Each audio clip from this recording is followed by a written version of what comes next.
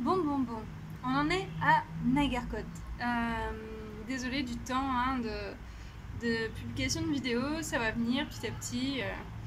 Voilà, bon, en ces temps troubles, on ne sait pas trop comment réagir, donc voilà. Mais je continue donc on en est à Nagarkot.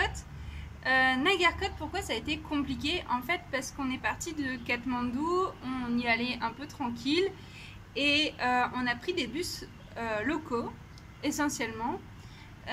Donc il t'en faut un en fait de Katmandou jusqu'à Bhaktapur et après de Bhaktapur jusqu'à Nagarkot. Normalement tu as deux bus locaux pour ça. Le premier en fait pour un voyage qui normalement dure une demi-heure je crois, on a mis à peu près 2 heures. 2 heures où tu es entassé les uns sur les autres, où tu es obligé d'être debout, où tu es obligé de passer ton sac parce qu'en fait t'as pas la place. Si tu veux, en fait il faut imaginer que tout le monde est entassé dans un bus et tu vois ils te demandent de se serrer, mais vraiment serrer. Tous ceux qui sont debout, donc nous c'était le cas, on devait soit mettre notre sac sur le toit du bus. Mais nous, on avait lu plein de blogs en fait comme quoi il fallait pas le faire parce qu'au moindre virage, les bagages dégageaient ou quoi. Donc du coup, nous on a décidé de les garder. Mais sauf que en fait, ils te serrent tellement. Donc tu vois, tu as la rangée d'un bus normalement avec les sièges et tout de chaque côté. Là, tu as la rangée. Et dans la rangée, là, tu vois pas rangée, là, il y a deux personnes qui sont serrées comme ça. Plus deux, des fois trois même, sur la même ligne là. Et en fait, c'était fou à quel point on était vraiment compressés les uns contre les autres. L'avantage était que c'était pas cher, mais du coup, tu vois, il n'y avait même pas la place en fait pour. Nos pieds étaient serrés, voilà, tu vois, et donc du coup, pas la place de prendre les sacs à dos. Donc du coup, nos sacs, on a dû les mettre sur les personnes qui étaient assises tranquillement, tu vois. Mais c'est normal, tu vois, là-bas, c'est. Voilà, on nous a demandé de faire ça direct. Et donc le truc, c'est qu'on pensait pas que ça allait mettre autant de temps. Mais il y a beaucoup de trafic à Katmandou, c'était en plus une heure de pointe et tout, enfin il y avait beaucoup de gens qui revenaient du travail. Donc ce qu'on a fait, c'est qu'on est arrivé à Bhaktapur hyper tard, et le truc c'est qu'on avait oublié aussi qu'à Bhaktapur c'était comme à Patan, voilà c'est ça. C'est comme à Patan en fait, quand tu viens dans Bhaktapur il faut payer pour rentrer. Donc en fait on a dû faire un contour de la ville mais très grand pour éviter de payer. Et arrivé enfin au bus, on nous a dit qu'il n'y avait plus de bus. Alors effectivement, il n'y avait plus de bus et genre je crois qu'il terminait à 6 heures, un truc comme ça. Le truc c'est que Nagarkot, c'est pas la porte à côté du tout quoi. Et c'est vraiment dans la montagne, ça surplombe toute la vallée, enfin bref, c'est un peu compliqué d'accès. Donc à ce moment-là, tu as les taxis qui s'en mettent plein les poches, mais clairement, et qui veulent bien t'emmener, mais pour un prix exorbitant. Nous, on a réussi à négocier à 1500 roupies. Sachant que normalement cette course je pense que c'est 50 roupies, un truc comme ça tu vois. Non mais ils se font du bénéfice de dingue hein, c'est énorme. Donc du coup, enfin 50 roupies, peut-être en bus mais peut-être pas en taxi, mais bref, enfin c'est sûr que c'était un prix vraiment beaucoup trop cher. Et voilà, donc on a essayé de négocier tout ça, on a réussi à négocier en vrai, hein, parce que en vrai il demandait beaucoup plus. Et donc on y est allé de nuit, il était à peu près 22 heures je crois quand on a réussi à y aller. Et le truc c'est que du coup tout était fermé, comme c'est tout petit Nagarkot. On a demandé à notre hôtelier si c'était possible d'avoir à manger. Donc il nous a servi, il nous a dit il n'y avait que des soupes, donc il nous a servi des soupes.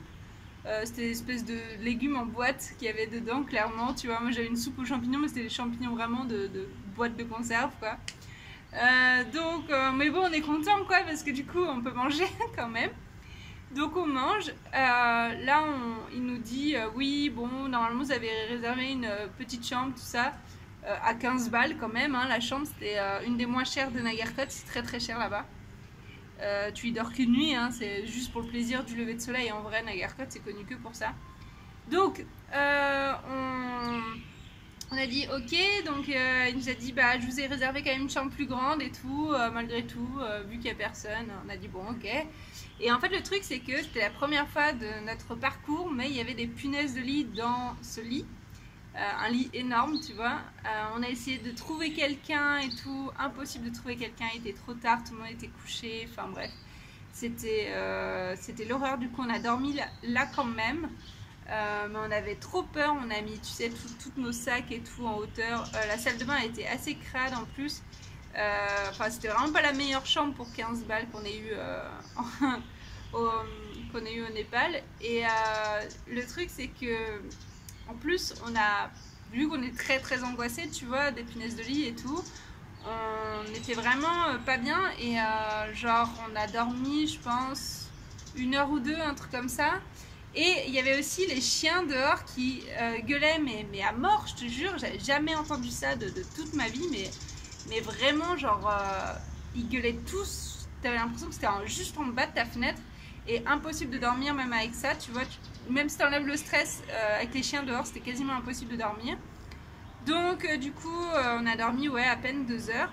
En fait, la veille, on avait parlé avec notre hôtelier, on lui avait dit ce qu'on voulait faire, donc le lever de soleil. Je te conseille de faire ça parce que lui, du coup, il nous a dit ok, ben moi dans mon hôtel j'ai un rooftop, donc une terrasse quoi, elle est bien, mais depuis ma terrasse à moi, tu verras pas super bien l'Himalaya quoi. Mais par contre, le matin, je bosse dans un autre hôtel, je peux t'y amener et tout. J'ai un pote qui vient me chercher pour aller travailler. Et bon, moyennant un petit peu, tu vois, mais c'était pas grand chose. Je me souviens que c'était vraiment pas grand chose. Et donc, je t'amène dans cet autre hôtel où là-bas, pas de problème, c'est gratos. Et là-bas, tu vas pouvoir voir un lever de soleil super beau. Donc, ok, pas de problème. Donc, à 5 heures, on se retrouve en bas devant la porte de l'hôtel. Effectivement, le gars, il vient nous chercher. On monte tous les 4.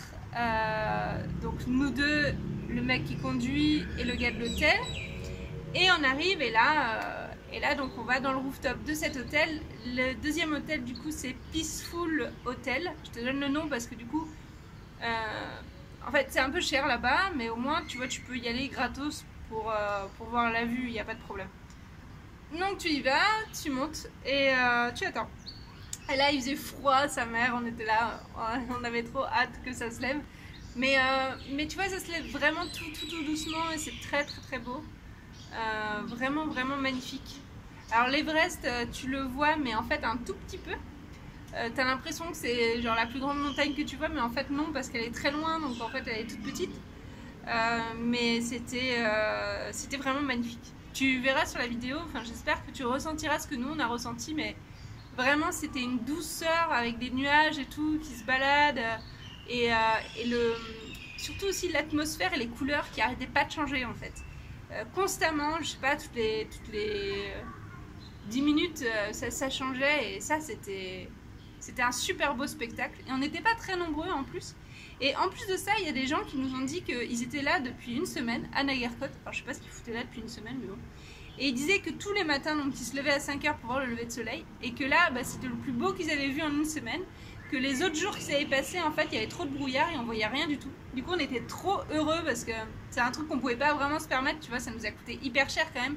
Quand tu comptes tous les bus, quand tu comptes le mec qui s'est fait de la thune, le taxi pour traverser la nuit. 15 balles la chambre, c'est ce truc qu'on peut pas faire d'habitude. Vraiment, ça c'était chouette. Et du coup, après, en fait, dans cet hôtel, on a payé 5 balles le petit-déj chacun. C'était onéreux quand même, mais c'était trop bien parce que tu avais la vue magnifique sur l'Himalaya et tout.